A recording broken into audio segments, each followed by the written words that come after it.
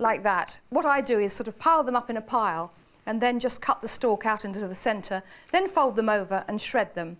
With this one, it's a little bit different. Take off the really tough outer leaves, first of all, and then take off the end, the way we did with the cauliflower, like that. And then cut it into quarters.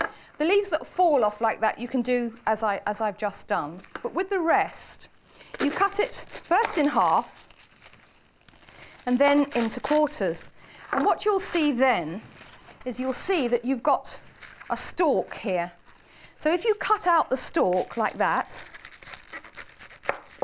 a lot of the ribby bits will come out with the stalk, and the other little ribby bits that are still left you can just cut away very easily. And it's all right to have the finer stalks, you just don't want the big thick stalks. And then you just shred the cabbage like that with your knife. And the best way to cook a cabbage is to boil it. And the reason for that is that it cooks more briefly. If you put it into your saucepan like this is already prepared, and you have the heat on high ready. You can hear how squeaky that is too as it's going in. And then what you do, I'm going to put it onto the heat now, is add some salt and then put boiling water. Press it down like that, and you want enough boiling water from the kettle. Pour the water in until it just covers the cabbage, just barely covers it. And when you push it down like that, that's the amount of water you need.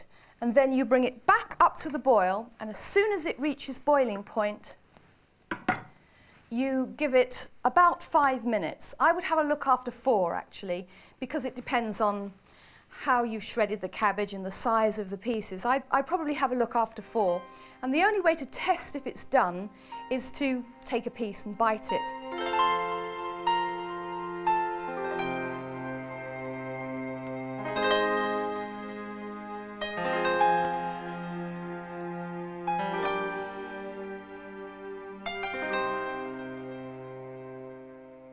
Now, the minute the cabbage is tender, and remember what we said earlier in the programme, you know, it's got to be cooked, not to be raw. As soon as it's tender, drain it in a colander, and then I always deal with cabbage the way my mother taught me to do it, and that is she took a saucer and she presses the excess water out of it like that and sort of chops it.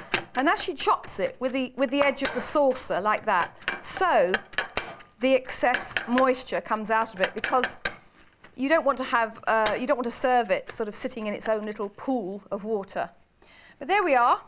This is freshly cooked, boiled cabbage, beautifully green. I hope you can see what a lovely colour that is. And that's going to be absolutely delicious. Put it into a warm serving bowl. And then I'm just going to give it a little twist of freshly milled black pepper. You could put some butter in if you wanted to, but I actually think it's nice on its own.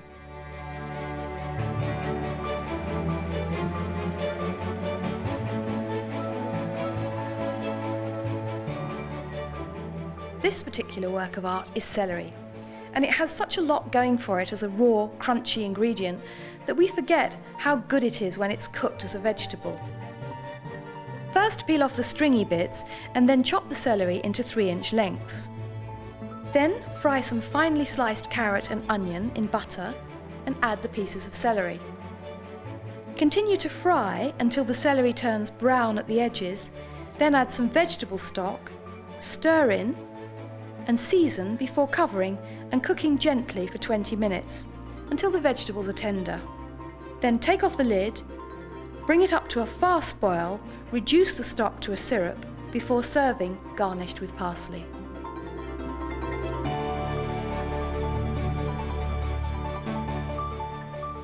Well, although I need masses more time than I have, I can't go without explaining a few points about this wonderful vegetable here, which is an aubergine. An aubergine can be a very misunderstood vegetable, and it doesn't taste very good if it's not prepared and cooked properly, so I think it's very important that I explain all about it to you. Well, first of all, aubergines contain a lot of water, and you need to get the water out of them, because otherwise they'll be sort of waterlogged and soggy.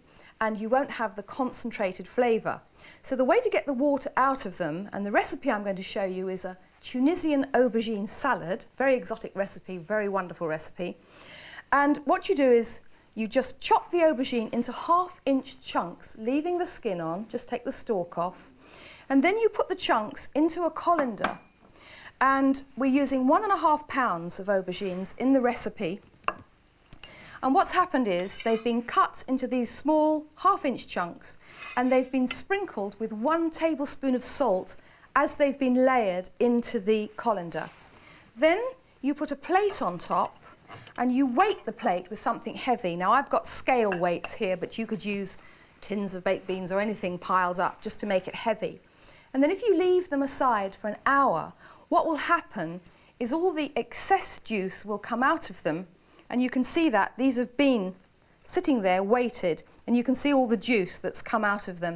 And that means that we've got rid of the excess water, and we've got all the lovely, lovely flavour.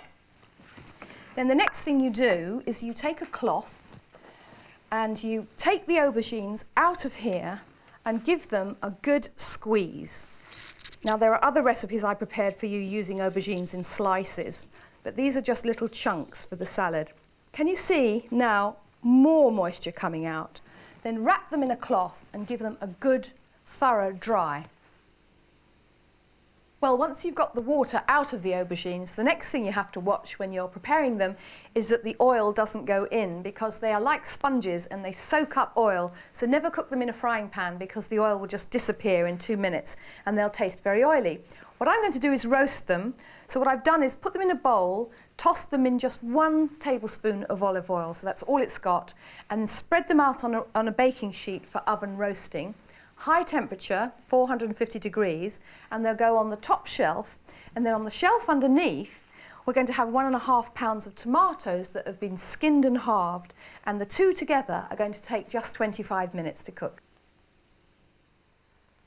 Now while the aubergines and tomatoes are cooking, you prepare 10 ounces of chopped onion, a fat chilli that's been chopped, and 4 cloves of garlic.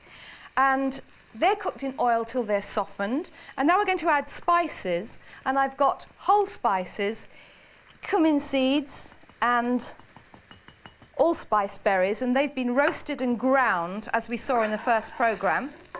And they're going to be stirred into the onion and garlic. Now I've got the roasted aubergines, they're going to go in to join the rest. And then the tomatoes that were on the shelf underneath, they're going to go in.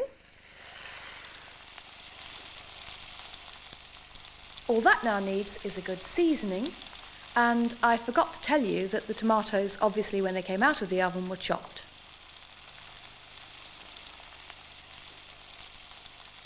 Now we've got one more ingredient, but sorry, actually it's 2. It's 3 tablespoons of chopped coriander heaped up and 3 tablespoons of chopped mint, a lovely combination.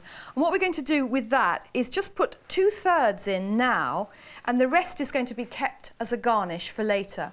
And all that happens to this now is it gets transferred to a serving dish and then covered with cling film and left in the refrigerator overnight. It needs about 24 hours.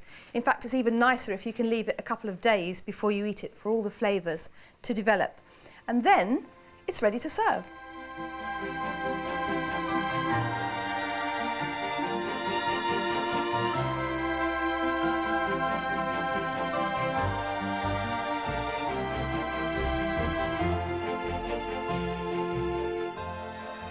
This is my version of a famous recipe, Bubble and Squeak.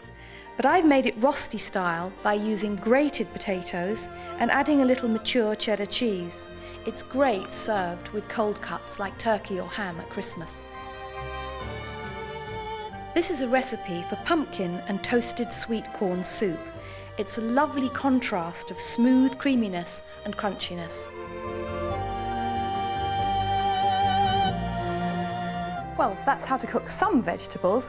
Next time it's going to be how to make a salad, so I look forward to seeing you then.